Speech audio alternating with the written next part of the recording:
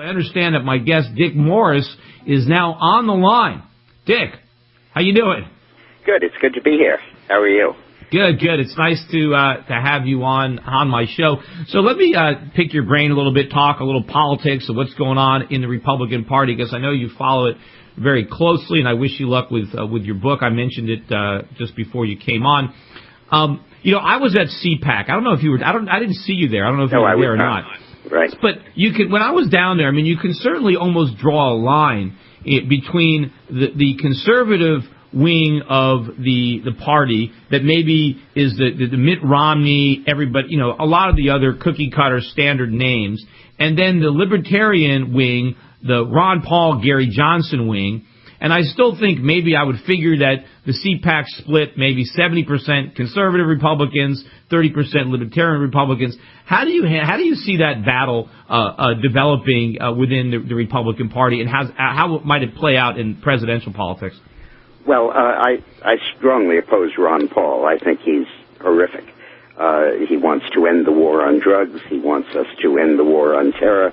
Do you think we're winning the war on drugs? No, because we're not fighting it.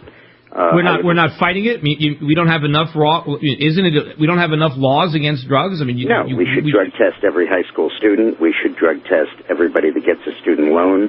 Anybody that gets that is using drugs should not get a government student loan. How about not have student loans at all? That would be a lot better. No, because I think it's appropriate for people to go to college and to be able to borrow their way there. But they could go to college a lot cheaper if there weren't student loans. My father went to college here in Connecticut, University of Connecticut. His parents had no money. He waited tables, and he was able to pay his tuition. Peter, I'd like to talk about my book, which is Revolt: How to Defeat Obama and Repeal His Socialist Agenda, because that's really what I'm focused on. Right, but I think part of that socialist agenda is this perpetuating the educational bureaucracy through the use of student loans that jacks up the cost of college and enslaves our kids into a lifetime of debt just to prop up an educational bureaucracy. So I think if you really want to defeat some of these socialist policies, we might start with education. You know what, Peter? You talk to yourself for the next 15 minutes. That seems to me what you want to do. Bye-bye. Oh, so you don't want to stay on the show? All right, anyway. I thought I would have an interesting discussion with Dick Morris. Apparently, if somebody doesn't 100% agree with what he has to say. So you know what? I'm going to argue with what he said before he even said it.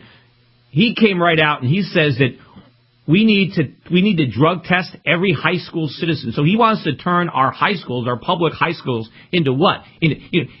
What kind of police state does Dick Morris really want to turn this country into?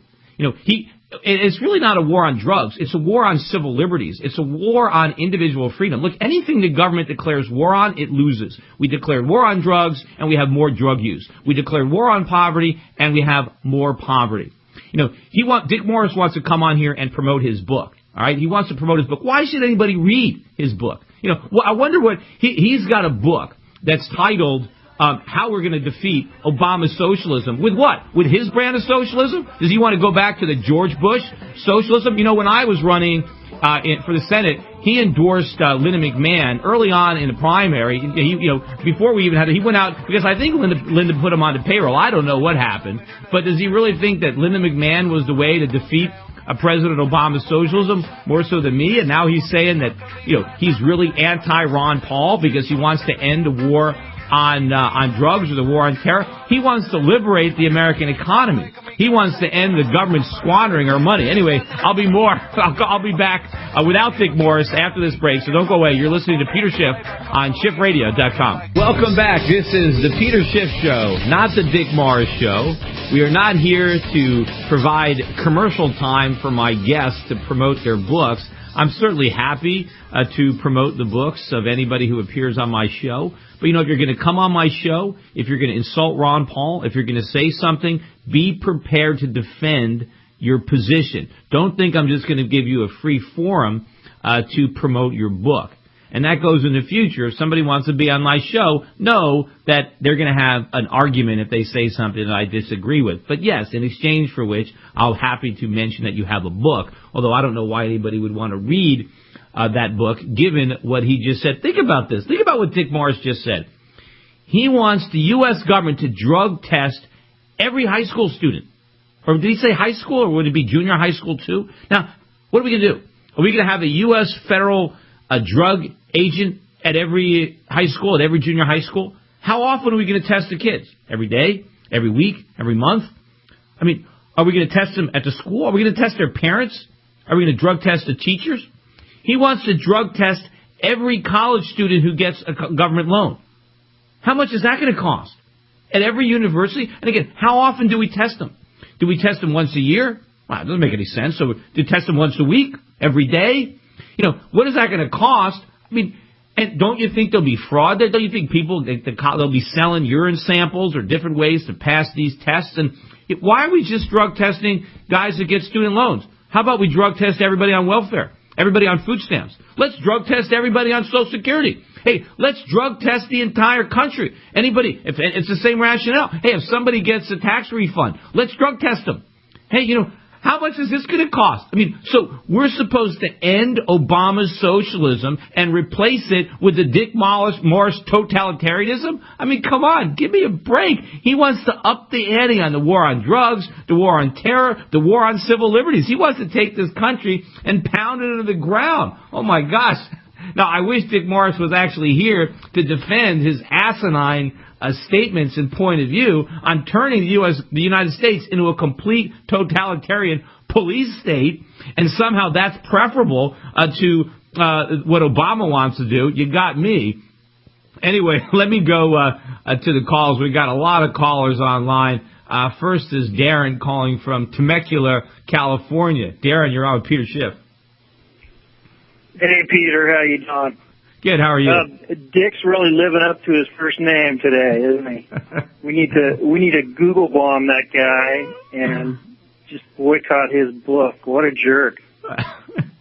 Yeah, you know, as I said, when he endorsed Linda McMahon, I mean, I knew that he was, you know, I mean, he went out and endorsed her and talked about how great she was. I was sitting in the audience. It was a big fundraising dinner. It was non-political, but all the candidates were there, and all he did was talk about how great Linda McMahon was. You know, I got nothing against Linda McMahon, but I certainly think that I was a better Senate candidate. But go ahead. I guess Dick thinks that prohibition was real successful. He must. I mean, he actually said to me, he said, the reason we're not winning the war on drugs, because he admitted that we're losing it, right? And he said we're losing it because we're not fighting it hard enough. You know, we just need more troops. We just need to spend more money. We just need to up the ante, and then we'd win. Right. You know, CNBC's playing an interesting clip into one of their commercial lead-ins of Milton Friedman talking to Phil Donahue. Mm-hmm. And you know, and that's really interesting. People should try to Google that and listen to it. But I was thinking this morning Milton Friedman, about he would have been in favor, I think he was, of legalizing drugs.